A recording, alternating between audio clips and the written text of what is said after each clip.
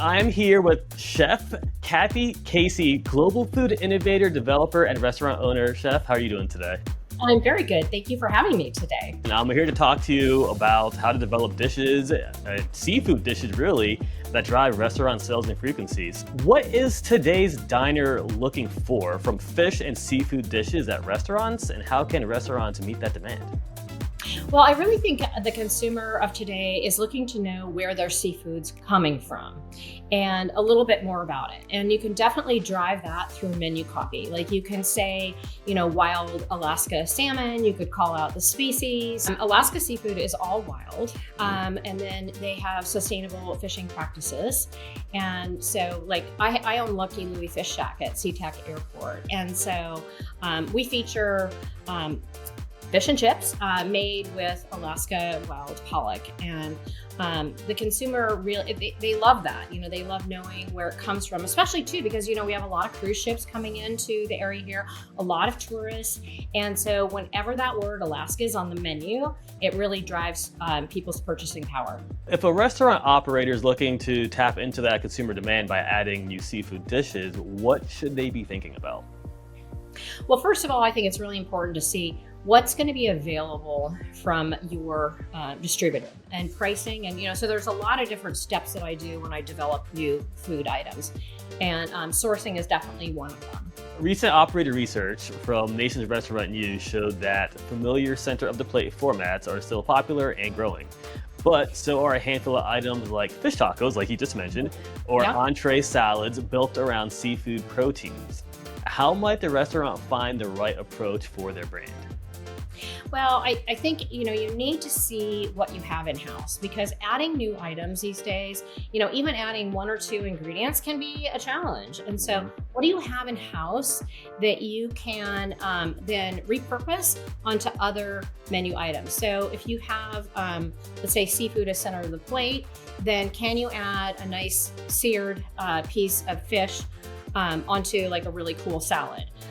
Can you make a great, like you said, fish taco, like a warm salmon dip or things like that too? So it's really kind of getting creative with what you have and then trying new things and also making a calendar. I think it's really important to do an LTO calendar for, just to try things, just to see how they work out, and then add them on your core menu after you've done a little test with them.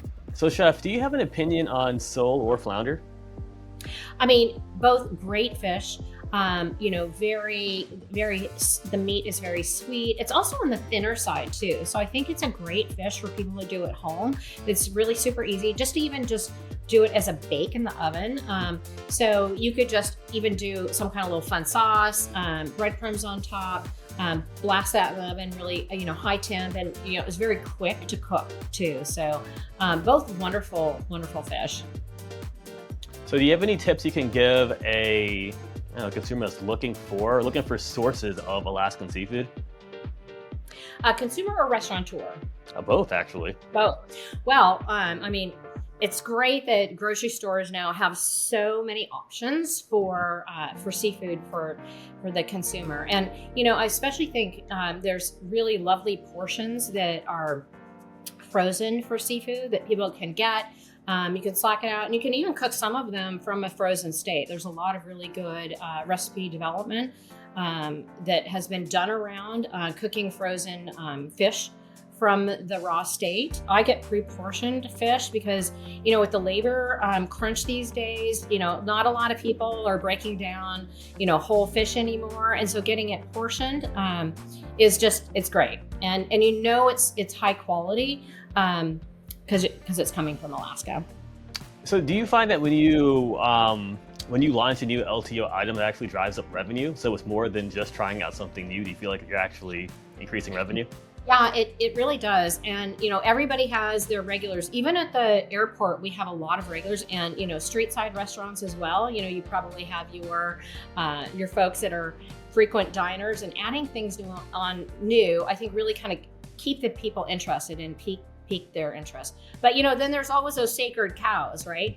And I talk to people about the menu sacred cows. Like, you cannot get rid of core menu items. Obviously, you may know a thing or two about menus. So, can you walk me through a typical menu development process of how a Yep. successful dish makes it from idea to plate?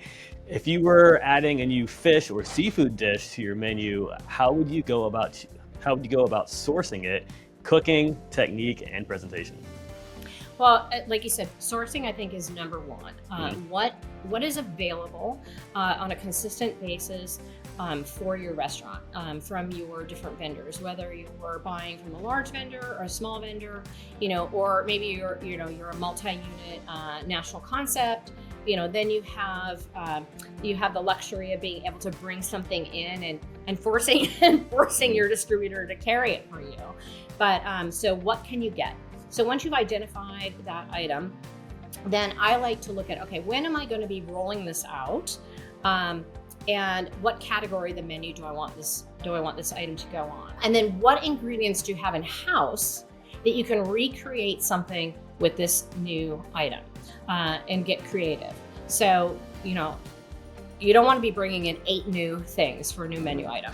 It's just really hard to do these days. Going from there, then you're going to work on developing. Like you're going to get all your ideas down together, you're going to test, you're going to record, and then you are going to finalize your item. And then there's a whole slew of other things from there too. So costing is one, training materials, menu materials. Are you going to reprint a menu? Are you digital? How's all that going to work? And then how are you going to promote it? Your social platform.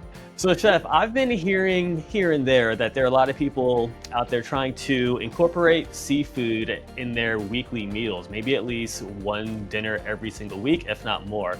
Can you kind of speak to that? Yeah, so eating, especially wild seafood, is so good for you. It really helps people on their health journeys. It's good. It's good with omega-3s. It's good for your overall health. It's really great for your skin. A lot of people's doctors are like, you need to, eat less red meat. Still enjoy it, but in moderation, and incorporate more seafood into your diet. Chef, Yes. thank you so much for hanging out with me today. I appreciate your time. Thank you so much for having me.